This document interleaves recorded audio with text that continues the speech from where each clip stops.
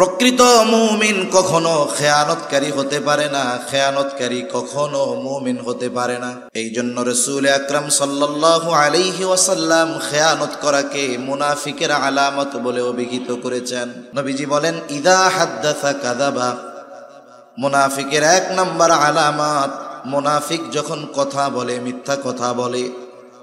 2 number, ইদা ওয়াআদা আখলাফা, ওয়াদা করলে ওয়াদা খেলাফ করে। ইদা তুমিনা খানা, আমানতের খেয়ানত করে। আর এক বর্ণনায় আরেকটা বাড়িয়ে এসেছে, ওয়া ইদা তাখাসামা ফাজারা, মুনাফিকের সাথে যখন কারো একটু তর্ক বিতর্ক বাদ অনুবাদ হয়, সে তখন অশ্লীল মন্দ বকাঝকা করে। এই 4টা কার আলামত? জবান খুলে বলেন তো, আর একটু জোরে বলেন না, কার? মুনাফিকের। কিন্তু এই আলামতগুলো আমরা নামাজি হাজি এই ধরনের তাহাজ্জুদ গুজারির মধ্যেও একটা না, এই 4টাই পাওয়া যায়, ঠিক কিনা বলেন? প্রথমত আমাদের উচিত, যদি এই ভাইরাস আমাদের কারো মধ্যে থাকে, এগুলো বের করে ফেলা। কারণ মুনাফিকের আলামত যদি কারো মধ্যে পরিপূর্ণ বিস্তার লাভ করতে পারে, বুজুর্গানে দিন বলেন, তাহলে এই মুনাফিকের আলামত তার ঈমান ধ্বংসের কারণ হয়ে যেতে পারে। ক্যান্সার একটা জীবাণু। সাধারণত অধিকাংশ সময় ক্যান্সারের আলামত প্রকাশ পায় তখন, সুস্থ হওয়ার উপায় থাকে না যখন। এই যে আপনাদের এলাকার নোয়াখালী তো বাড়ি আমাদের এনামুল হাসান ভাই, আল্লামা জুনাইদ বাবুনগরী রহমাতুল্লাহি আলাইহির খাদেম, কি পরিমাণ অসুস্থ। উনি যে এত জটিল ব্যাধিতে আক্রান্ত, এটা উনি যখন ইন্ডিয়ায় গেছে তখনও জানা যায় নাই। দেশের উলামায়ে কেরাম, সাধারণ মানুষ যারা মহব্বত করে, আমরাও চেষ্টা করতেছি ভাইয়ের জন্য কিছু করার, আল্লাহ যেন তৌফিক দেয়। প্রায় 40-50 লক্ষ টাকার কাছাকাছি মনে হয় প্রায় খরচ হয়ে গেছে, এরপরেও ফলাফল আশানুরূপ হয় নাই। ডাক্তার প্রায় আরো 40 লক্ষ টাকার বাজেট দিয়েছে, এরপরে তাতে হবে কিনা আল্লাহ তাআলা ভালো জানে। অথচ দিব্যি সুস্থ মানুষ, কিন্তু ভেতরে সব শেষ। তা ক্যান্সারের আলামত এটা প্রকাশ পায় তখন, বলে যখন সুস্থ হওয়ার উপায় থাকে না। কিন্তু কেউ যদি ক্যান্সারের জীবাণুতে আক্রান্ত হয়ে মারা যায়, তাকে আল্লাহ জিজ্ঞাসা করবে না কেন ক্যান্সার রোগে আক্রান্ত হয়ে মরছো। কিন্তু মুনাফিকের আলামত এটা যদি আমাদের মধ্যে বিস্তার লাভ করতে পারে, জীবন ধ্বংস করবে না, তবে ঈমান ধ্বংস করে দিতে পারে। এজন্য মুনাফিকের আলামত যদি আমাদের মধ্যে বিদ্যমান থাকে, আমরা বাহির করে ফেলব। মুনাফিকের আলামত গুলার মধ্যে অন্যতম আলামত হলো আমানতের খেয়ানত করা। আর আমানতের হেফাজত করা এটা মুমিনের ভূষণ। আর এই আমানতদারিতা সাধারণ কোনো গুণের মতো নয়, আমলের মতো নয়, বরং এই আমানতদারিতার সম্পৃক্ততা হলো ঈমানের সাথে। এই জন্য নবীজি সাল্লাল্লাহু আলাইহি ওয়াসাল্লাম বলেন, লা ঈমানা লিমান লা আমানাতা লাহ। নবীজি বলেন, যার মধ্যে আমানতদারিতা নাই তার ঈমান নাই। কত গুরুত্বপূর্ণ একটি বিষয় আমানতদারিতার বিষয়। আমাদের নবী সাল্লাল্লাহু আলাইহি ওয়াসাল্লাম, রাসূল আকরাম সাল্লাল্লাহু আলাইহি ওয়াসাল্লাম কেমন আমানতদার ছিলেন। নবী যে নবুয়তির পরে পরিপূর্ণ আমানতদারিতার গুণ অর্জন করেছেন এমনটা নয়, বরং নবুয়তির কমপক্ষে 20 বছর আগে, কমপক্ষে কত বছর আগে? কমপক্ষে 20 বছর আগে মক্কার কাফেররা আমার আপনার নবীজির উপাধি দিয়েছে আল আমিন, বিশ্বস্ত, আমানতদার। রাসূল আকরাম সাল্লাল্লাহু আলাইহি ওয়াসাল্লামের সিরাত লিখেছে অনেক সিরাতবিদ। রাসূল সাল্লাল্লাহু আলাইহি ওয়াসাল্লামের সিরাত অনেক অমুসলিমেরাও লিখেছে। নিরপেক্ষ দৃষ্টিভঙ্গিমা নিয়ে অনেক অমুসলিম নবীজির সিরাত লিখেছে। নবীজির গুণগুলো উল্লেখ করার সময় আমানতদারিতার গুণকেও উল্লেখ করেছে তারা।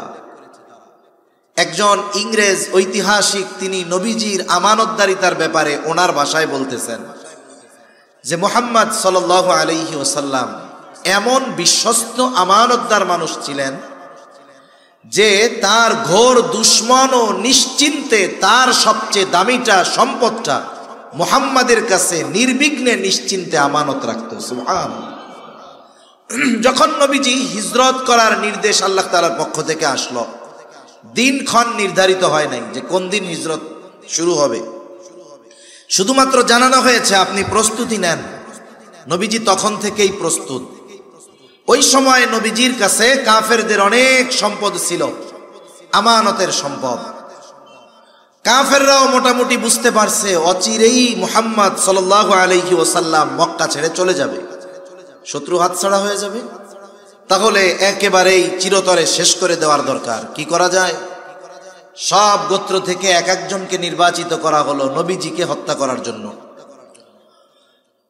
যেই দিন তারা সিদ্ধান্ত নিল আজ রাতে হত্যা করা হবে, ওই দিন আল্লাহ তাআলা নির্দেশ দিলেন, হাবিব আজ রাত্রেই সফর শুরু হয়ে যাবে।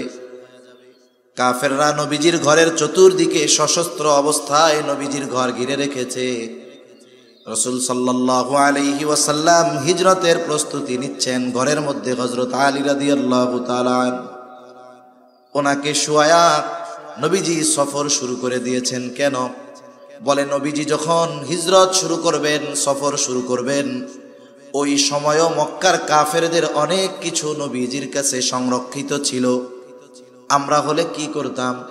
চিন্তা করতাম যাদের সম্পদ আমার কাছে রয়েছে এরাই তো আমাকে হত্যা করতে চায়। যারা হত্যা করতে চায় এদের সম্পদ ফেরত দেওয়ার কি দরকার, এটা নিয়েই চলে যাই। কিন্তু যারা নবীজিকে হত্যার অপচেষ্টা করেছে ওই মানুষগুলোর সম্পদ নবীজির কাছে আমানত, আবার তারাই হত্যা করার জন্য ঘরের চতুর্দিকে ঘিরে রেখেছে। নবীজি তাদের কোনো সম্পদ ফেলে রেখেও যান নাই, নিয়েও চলে যান নাই। হযরত আলী রাদিয়াল্লাহু তাআলা আনহুকে দায়িত্ব দিয়ে গিয়েছেন, আলী যথাযথভাবে সবার সম্পদ সবার কাছে পৌঁছিয়ে দিবা, এরপর তুমি মদিনার উদ্দেশ্যে রওনা হবা। যেখানে তাকে হত্যা করার জন্য সশস্ত্র বাহিনী প্রস্তুত, ওই সময়ও আমার আপনার নবীজির আমানতদারিতার অবস্থা কেমন ছিল এটা আমরা বলতেছি, বলা সহজ, শুনতেছি, শোনা সহজ, কিন্তু ওই পর্যায়ের আমানতদারিতা অর্জন করা এটা আমাদের জন্য বাস্তবেই অসম্ভব। তাহলে যেই নবী এমন সুন্দর আমানতদারিতার গুণে গুণান্বিত, সেই নবীর উম্মত আমাদেরকেও আমানতদার হওয়ার দরকার আছে না নাই? আমানত কিসের কিসের মধ্যে হয়? এক নাম্বার লেনদেনের মধ্যে হয় আমানতদারিতা। যেহেতু সচরাচর সাধারণত এই বিষয়টা নিয়ে আলোচনা হয়, আমি আর এই বিষয় নিয়ে লম্বা আলোচনা করব না। আমানত হোক আর জামানত হোক, এক কথায় আমার আপনার কাছে কারো হক যদি থাকে, যিনি হক প্রাপ্ত তার মনে যদি নাও থাকে, তিনি যদি ভুলেও যান, আল্লাহ তাআলার নির্দেশ হলো আমাকে নিজ দায়িত্বে তার হক তার কাছে ফিরিয়ে দেওয়া। অনেক সময় অনেকে চালাকিও করে, মনে করেন দোকান থেকে বাকি খাইছে, বাকি খাইলো 500 টাকা বাকি, উনি তো একজন, কিন্তু দোকানদারের কাছে তো মানুষ যায় শত শত। 500 টাকা বাকি নিয়ে বলছে যে ভাই খাতায় লেখা রাখেন, দিয়া দিব এক সপ্তাহ পরে। ব্যস্ততায় দোকানদারের খাতার মধ্যে লিখতে মনে নাই, উনি ভুলে গেছে। ব্যস্ততায় ভুলেও গেছে যে ওনার কাছে উনি টাকা পাইতেন, 1 সপ্তাহ পর টাকা দিতে গেছে। এখন বলে দেখেন তো খাতায় আমার নামে 500 টাকা আছে নাকি, বাকিটা কি আছে নাকি? দোকানদার খাতার আদ্যপান্ত A to Z শুরু থেকে শেষ সব পাতা উল্টায় দেখে ওনার নামের কোনো গন্ধই নেই। তার মানে দোকানদার বলে না ভাই আপনার নামে তো টাকা পয়সা কিছু নাই। আর এপাশ দিয়ে ও নিশ্চিত 500 টাকা তো পায়, আর দোকানদার বলতেছে না ভাই টাকা পয়সা লেখা নাই। এইবার শয়তান আইসা ওরে ওয়াসওয়াসা দিবে, দেখ যে পায় তারই মনে নাই, তাইলে তুইও মনে হয় ভুল করতেছস। যে পায় তারই মনে নাই, পাওনাদার কি ভুলা যায়? তাহলে এটা আর ফেরত দেওয়ার দরকার নাই, মনে হয় পায় না। এইরকম চিন্তার কোনো সুযোগ নাই। যার হক তার যদি মনেও না থাকে, ভুলেও যদি যায়, আল্লাহর নির্দেশ আমাকে নিজ দায়িত্বে তার হক তার কাছে ফিরিয়ে দিতে হবে। সেটা আমানতের বস্তু হোক, সাধারণ কোনো বিষয় হোক, ফেরত দিতে হবে। আল্লাহ তাআলা আমাদের লেনদেনের ক্ষেত্রে স্বচ্ছতা অর্জনের তৌফিক দান করেন বলি আমিন। তাহলে 1 নাম্বার আমানত হয় লেনদেনের মধ্যে, 2 নাম্বার কথাও আমানত হয়। রাসূল আকরাম সাল্লাল্লাহু আলাইহি ওয়াসাল্লাম বলেন, ইদা হাদ্দাসার রাজুলু সুম্মা ইলতাফাতা ফাহিয়া আমানাতুন। নবীজি সাল্লাল্লাহু আলাইহি ওয়াসাল্লাম বলেন, যখন কোনো মানুষ কথা বলে আর এদিকে সেদিকে তাকায়, ফাহিয়া আমানাতুন, এদিকে সেদিকে তাকিয়ে যেই কথাটা আমার আপনার কাছে কেউ বলল, কিছু বলা লাগবে না, ওই কথাটা অটোমেটিক আমানত হয়ে যায়। একটা মানুষ কেন ডানে বামে তাকায়? সে দেখে যে আমাকে কেউ দেখে কিনা, দেখে যে আমার কথা কেউ শ্রবণ করতে পারবে কিনা। এইবার ডানে বামে তাকিয়ে আমার আপনার কাছে যেই কথাটা বলবে, এই কথাটা আমার আপনার কাছে আমানত। আমাদের অবস্থা পুরো ব্যতিক্রম। কেউ যদি কোনো গোপন কথা বলার পরে আমারই বলে যে হুজুর আপনার কাছে বললাম, হুজুর মান সম্মানের বিষয়, আপনি আর কারো কাছে বললেন না। কারণ মানুষ অনেক সময় তার এমন কিছু ব্যথা কষ্ট বিষয় থাকে যেটা সে আশেপাশের কারো কাছে বলতে পারে না। লাস্টে গিয়ে কার কাছে বলে? হুজুরের কাছে বলে। কারণ মানুষের কাছে বললে, মানুষ জানলে সে সমাজে লজ্জিত হবে, অপমানিত হবে। কথার কথা মনে করেন না। মনে করেন একজন পুরুষকে তার বউ জুলুম করে, নারী নির্যাতন দেখা যায়, পুরুষ নির্যাতন দেখা যায় না। কিন্তু সমীকরণ বলতেছে, গতকালকের খবর, এই বাংলাদেশে 65% পুরুষ তার স্ত্রীর দ্বারা নির্যাতিত। নারী নির্যাতনের পক্ষে কথা বলার বহু লোক আছে, বেটাও আছে, কিন্তু পুরুষ নির্যাতনের পক্ষে কথা বলার মতো মহিলা তো নাই, বলে পুরুষও সমাজে নাই। এখন মনে করেন এরকম একজন নির্যাতিত পুরুষ, সে এসে আমার কাছে যখন কথাটা বলল, আমি যদি মানুষের কাছে বলে দেই, মানুষ যদি জানে ওনার ওয়াইফ ওনারে পিটায়, চেহারা নিয়ে বাহির হইতে পারবে লজ্জায়? এখন আমার কাছে বলতেছে যে হুজুর আপনার কাছে বললাম, আমার দিয়েই উদাহরণ দিচ্ছি আর, আপনার কাছে বললাম হুজুর, আপনি আর কারো কাছে বললেন না। আমাদের অবস্থা হলো আমরা পারদ খেয়ে হজম করে ফেলতে পারবো। পারদ চিনেন? ছোটবেলায় আমি হকারদেরকে আমরা দেখতাম, মাদ্রাসা থেকে বাসায় যাওয়ার সময় দেখতাম যে পারদ বিক্রি করে। এখন ওই পারদ মানুষ হজম করতে পারে না, যদি খায় একবারে প্রস্রাবের সাথে হুবহু পারদটা বের হয়ে যায়। তা মানুষ পারদ খেয়ে হজম করে ফেলতে পারবে, কিন্তু তার জন্য গোপন কথা হজম করা কঠিন। আবার যখন কেউ বলে আপনার কাছে বললাম, আপনি আর কারো কাছে বললেন না, তাহলে কাজটা কি করছে? কয় নিজের পায়ে নিজে কুড়াল মারছে। এই যে বলতে মানা করছে, আমাদের অভ্যাস, ওই কথা যতক্ষণ আমি আরেকজনের কাছে না বলি ততক্ষণ আমার আর ভালো লাগে না। এইবার লোকটা আমার চোখের আড়াল হতেই আমি আমার কাছের একজনকে ডাক দিয়া বলি, এদিকে আসো, অমককে চিনো? বলে হ্যাঁ চিনি। বলে আমাকে খুব বিশ্বাস করে, তার একটা গোপন কথা আমার কাছে বলছে, কাউকে বলতে মানা করছে। আমি শুধু তোমার কাছে বললাম, তুমি কিন্তু খবরদার কাউরে বইল না। এই যে একজনের কাছে আমি বললাম, আর কিছু লাগবে না। এইবার ও দেখা যাবে আর একজনের কাছে গিয়ে বলে, দেখ হুজুর কি মিথ্যা কথা কয় না, কি বলে না? বলে হুজুর অমুকের ব্যাপারে আমাকে এই কথা বলছে, কারো কাছে বলতে মানা করেছে, আমি শুধু তোমার কাছে বললাম, তুমি কিন্তু কাউরে বইল না। এইবারও আর একজনরে বলে। এইভাবে বলতে বলতে সকালের যেই কথা কারো কাছে বলা মানা ছিল, দুপুর হতে হতে 100 জনের কাছে পৌঁছায় গেছে। আমি বলছি একজনের কাছে, কথা পৌঁছাইল কতজনের কাছে? বলে খেয়ানত এখন আর একটা নাই, আমার পরে যত জনের কাছে কথা পৌঁছালো সকলের সমপরিমাণ খেয়ানতের গুনাহ প্রথম যে খেয়ানত করেছে তার আমলনামায় যোগ হয়ে যায়। কারণ রাসূলুল্লাহ সাল্লাল্লাহু আলাইহি ওয়াসাল্লাম বলেন, যখন কারো দ্বারা কোনো ভালো কাজের সূচনা হয়, ওই ভালো কাজ যতজন আমল করে সকলের আমলের সওয়াব তার আমলনামায় যোগ হয়ে যায়। আবার যখন কারো দ্বারা কোনো মন্দ কাজের সূচনা হয়, ওই মন্দ কাজ যতদিন চলে, যতজন করে সকলের মন্দ কাজের সমপরিমাণ গুনাহ তার আমলনামায় যোগ হয়ে যায়।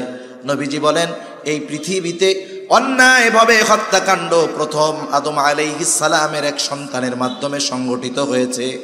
এই জন্য কিয়ামত পর্যন্ত অন্যায়ভাবে যত হত্যাকাণ্ড সংগঠিত হবে, সকল হত্যাকাণ্ডের গুনাহ আদম আলাইহিস সালামের ওই প্রথম হত্যাকারী সন্তানের আমলনামায় যোগ হয়ে যাবে।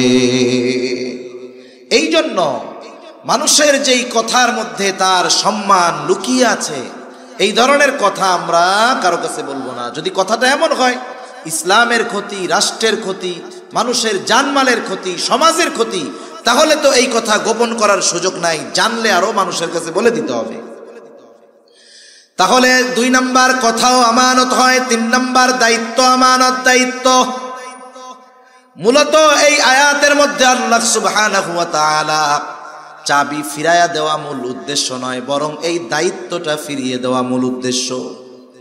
এখানে সুস্পষ্টভাবে আল্লাহ তাআলা দায়িত্বকে আমানত বলে অভিহিত করেছেন।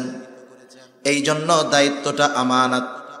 এখন তো এমন এক জামানা, যেই জামানায় মানুষ দায়িত্ব নেওয়ার জন্য প্রতিযোগিতা করে, টাকা দিয়ে দায়িত্ব কিনতে চায়, অস্ত্র মাথায় ঠেকায় দায়িত্ব নেয়, ঘুষ দিয়েও দায়িত্ব নিতে চায়, ঠিক কিনা বলে? কিন্তু অতীতের মানুষের অবস্থা কেমন ছিল? দায়িত্ব নিতে চাইতো না। এই রকমও ঘটনা আছে যে মজলিসের মধ্যে ওই ব্যক্তির অনুপস্থিতিতে আলোচনা হয়েছে যে রাষ্ট্রীয় এই দায়িত্বটা ওই লোককে দিলে ভালো হয়। ওই মজলিসের মধ্যে যিনি ছিলেন তাদের মধ্য থেকে একজন গিয়া ওই লোকরে বলতেছে, ভাই আজকে আলোচনা হয়েছে রাষ্ট্রের এই গুরুত্বপূর্ণ দায়িত্বটা আপনাকে দেওয়া হতে পারে। যেই এই কথা বলছে রাষ্ট্রের দায়িত্ব দেওয়া হতে পারে, বেচারার অবস্থা খারাপ, পেরেশানিতে, চিন্তায়। আলোচনা হয়েছে দেওয়া হতে পারে, যদি দায়িত্ব দিয়ে দেয় তাহলে কি করব? দায়িত্ব দিয়ে দেয় নাকি, এই ভয়ে রাতের আধারে এলাকা ছেড়ে তিনি পালায়া চলে গেছে। যদি দায়িত্ব দিয়ে দেয় তাহলে কি হবে? আর এখন দায়িত্ব টাকা দিয়ে কিনে। এই যে গত টার্মের চেয়ারম্যান ইলেকশন হয়েছে, এক এলাকায় গেছি, একজন বলতেছে যে ইনি নির্দিষ্ট একটা দলের মার্কা, চেয়ারম্যান ইলেকশন মার্কা কিনতে ঘুষ দিছে 3 কোটি টাকা। কত টাকা? জোরে বলেন না, কত কোটি? এইসব কোটি মোটি আপনাদের কাছে কি টাকা মনে হয়? এই দেশ থেকে বলে 97 লক্ষ কোটি টাকা পাচার হয়েছে। তা এই দেশে তো 1-2 কোটি টাকা, এটা তো স্যাম্পল ব্যাপার, ঠিক কিনা বলেন? ইমাম আজম আবু হানিফা রহমাতুল্লাহি আলাইহি, ইমাম আজম আবু হানিফা রহমাতুল্লাহি আলাইহিকে খলিফা মনসুর বলছে যে প্রধান বিচারকের আসন খালি, আপনি প্রধান বিচারপতির দায়িত্ব আপনাকে দেওয়া হলো। এক জায়গা দেখা হয়েছে, একেবারে মানুষের সামনে ওপেনে প্রস্তাব দিয়েছে। ইমাম আবু হানিফা রহমাতুল্লাহি আলাইহি সাথে সাথেই বলতেছে, অপারগতা প্রকাশ করছে, এই দায়িত্ব আমি নিতে রাজি নাই। দায়িত্ব দিছে কে? খলিফা, সবার সামনে। আর উনি সবার সামনেই বলতেছে এ দায়িত্ব আমি নিব না। খলিফার আত্মমর্যাদায় লাগছে, আমি বলছি দায়িত্ব নিতে, আমার মুখের উপরে আমার প্রস্তাব ফিরাইয়া দিল। রাগ উঠে গেছে। কারণ মানুষ চেয়ারে বসলে মানুষের মেজাজের পরিবর্তন হয়। পুলিশ যখন ঘরে থাকে বউর সাথে চোখ উঠায় কথা কয় না, কিন্তু যখন খালি ওর ইউনিফর্ম পরে, বাবা আগুন বাইর হয় শরীর দিয়া। ইউনিফর্মের একটা প্রভাব আছে, পোশাকের প্রভাব আছে, পদ পদবীরও প্রভাব আছে। চিন্তা করছে আমি খলিফা, আমার প্রস্তাব ফিরাইয়া দিছে, হাতে সব সময় চাবুক থাকে, লাঠি থাকে, চাবুক দিয়া ইমাম আবু হানিফার গায়ে বাড়ি একটা মেরে দিছে জোরে, রাগে। মোল্লা মানুষ আর কি বলবে, কিছু কয় নাই, গেছে গা, সেও রাজদরবারে চলে গেছে। খলিফা মনসুরের চাচা জানতে পেরেছে মনসুর এই কর্ম করেছে। খলিফা মনসুরকে চাচা বলতেছে, মনসুর কাজটা কিন্তু ভালো করো নাই, ইমাম আবু হানিফার কাছে ক্ষমা চাও, কাজটা ভালো করো নাই। চাবুক দিয়ে আঘাত যখন করেছে তখন ছিল রাগান্বিত অবস্থায়, এখন তো রাগ নাই, এখন ক্ষমা চাইতে যাবে লজ্জা লাগতেছে, কিন্তু চাবুক দিয়া বাড়ি যখন মারছিল তখন ছিল রাগ। এখান থেকে আমাদের জীবনের মূলনীতি গ্রহণ করতে হবে। একটা বিষয় মনে রাখবো, রাগান্বিত অবস্থায় কখনো চূড়ান্ত সিদ্ধান্তে আমরা যাব না। রাগান্বিত অবস্থার সিদ্ধান্ত অধিকাংশ সময় পরবর্তী হায়াত আফসোস করার কারণ হয়। আমাদের গ্রাম অঞ্চলে বেশি হয়, অনেক জায়গায় খোঁজ পাওয়া যায় যে স্বামী স্ত্রী দ্বন্দ্ব কইরা দুইজনের মধ্যে তালাক দেওয়া দেই হয়ে গেছে গা।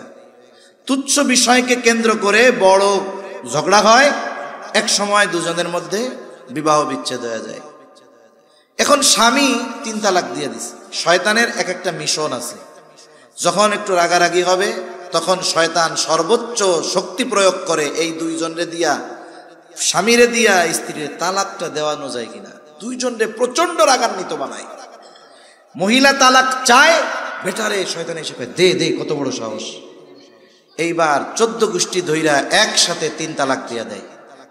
তালাক দেওয়া শেষ, পাশের থেকে একজন কয়, চাচা খেলা শেষ, চাচি তো আর আপনার নাই। এইবার শয়তান এক মিশন শেষ কইরা চা বিরতিতে যায়। চা বিরতি বুঝেননি? এইবার নতুন মিশন নিয়ে আসে, এবার হলো মোহাব্বতের খাজানা নিয়ে আসে। স্ত্রীর মধ্যে স্বামীর মহব্বত, স্বামীর মধ্যে স্ত্রীর মহব্বত ঢুকায় দেয়।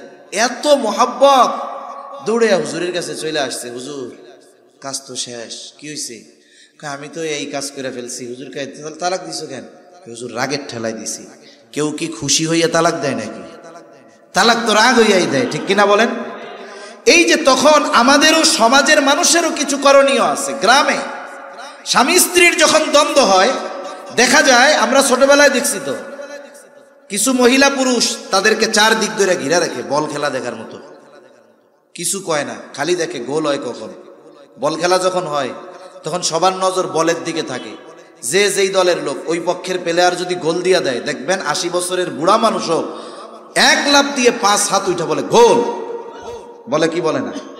এর আগে কিন্তু সব চুপ, একেবারে টান টান উত্তেজনা বিরাজ করতেছে। ওই যে স্বামী স্ত্রীর ঝগড়াও যখন টান টান উত্তেজনা বিরাজ করতেছে, গোল হওয়ার পূর্ব মুহূর্তে সবাই তাকায়, এই বুঝি গোল হয়, মানে এই বুঝি তালাক দেয়।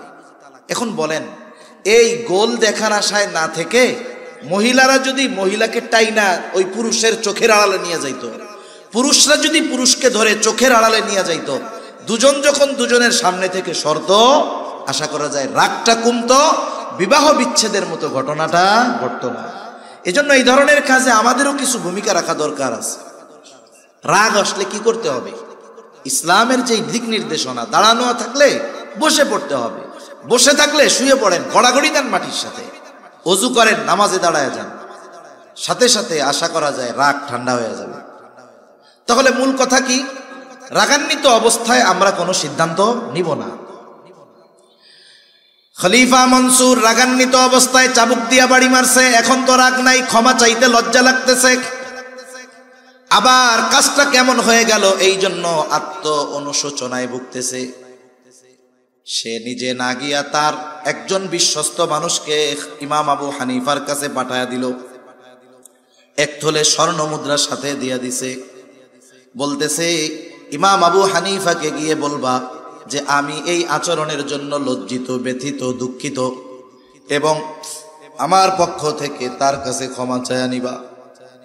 সাথে সাথে আমার পক্ষ থেকে এই 1 তোলে স্বর্ণ মুদ্রা তাকে হাদিয়া প্রদান করবা, এবং এটাও বলবা আপনি যদি খলিফার দেওয়া এই হাদিয়া গ্রহণ করেন, তাহলে খলিফা সুনিশ্চিত হবে যে আপনি তাকে ক্ষমা করে দিয়েছেন। এইবার ওই লোক গেছে ইমাম আবু হানিফার কাছে, যে বলতেছে খলিফা লজ্জিত, তার ওই আচরণের জন্য মাপ চাইছে। ইমাম আবু হানিফা রহমাতুল্লাহি আলাইহি নববী গুণে গুণান্বিত, উনি বলছে ঠিক আছে, মাফ করে দিলাম, মাফ করে দিছে। এখন ওই যে শর্ত, 1 তোলে স্বর্ণ মুদ্রা, বলে এটা হাদিয়া দিছে, আপনি নিলেই তবে উনি নিশ্চিত যে আপনি মাফ করছেন। ইমাম আবু হানিফা হাদিয়া গ্রহণে অস্বীকৃতি জ্ঞাপন করলেন। বাস্তবতা হলো হাদিয়ার নামে অনেক কিছুই আমার আপনার কাছে আসতে পারে, হাদিয়া হলেই সেটা গ্রহণ করা যাবে না। আপনি আমি যদি সুনিশ্চিত হই এই লোকটা চুরি কইরা টাকা পয়সা আইনা আমারে হাদিয়া দিতেছে, মোটা অঙ্ক দেখে হাদিয়া গ্রহণ করা যাবে না। আমি তো সুনিশ্চিত এটা চুরির মাল। বলেন তো, চোর চুরি কইরা আইনা যদি হাদিয়া দেয়, তাহলে সেটা গ্রহণ করা যাবে নাকি? ইমাম আবু হানিফা হাদিয়া গ্রহণ করেন না, বলে ফেরত নিয়ে যাও, মাফ করে দিস। বলে আপনি হাদিয়াটা গ্রহণ করেন। ইমাম আবু হানিফা এবার জিজ্ঞাসা করে, তোমার খলিফা এত স্বর্ণ মুদ্রা হাদিয়া দিল, পাইল কোথায়? এটা কি ওনার ব্যক্তিগত সম্পদ নাকি? বলে ওনার ব্যক্তিগত সম্পদ কোথায়? উনি এটা রাষ্ট্রীয় কোষাগার থেকে দিয়েছেন। ইমাম আবু হানিফা বললেন না, এটা ফেরত নিয়ে যাও। লোকটা আরো জোরাজুরি করে, বলে আপনি এটা রেখে দেন, আপনি ব্যয় না করেন, অসুবিধা নাই, আপনি অন্যান্য মানুষদেরকে এগুলো দিয়ে দিয়ে আপনার ব্যবহারের দরকার নাই, আপনি দিয়ে দেন।